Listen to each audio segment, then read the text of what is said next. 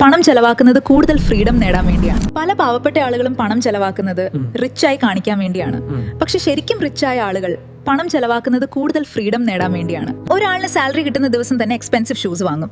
മറ്റൊരാൾ അതേ പണം പുതിയ സ്കിൽസ് പഠിക്കാൻ ഉപയോഗിക്കും. 5 വർഷം കഴിഞ്ഞപ്പോൾ ഒരാൾ ഇന്നും ആളുകളെ ഇംപ്രസ് ചെയ്യാൻ ശ്രമിക്കുന്നു, മറ്റേയാൾ സ്വന്തം ഫ്രീഡം ബിൽഡ് ചെയ്യുന്നു. ഇന്നത്തെ സോഷ്യൽ മീഡിയ കാരണം ലക്ഷറി ലൈഫ് ഒരു നോർമൽ ലൈഫ് പോലെ തോന്നുന്നു. പക്ഷെ പല ലക്ഷറി ജീവിതങ്ങളുടെയും പിന്നിൽ സ്ട്രെസ്സും EMI ആണ്. റിയൽ വെൽത്ത് കാർ അല്ല, ബ്രാൻഡ് അല്ല, ഷോ ഓഫ് അല്ല. റിയൽ വെൽത്ത് എന്നത് ആരെയും ഇംപ്രസ് ചെയ്യാതെ പീസായി ജീവിക്കാൻ കഴിയുന്നതാണ്.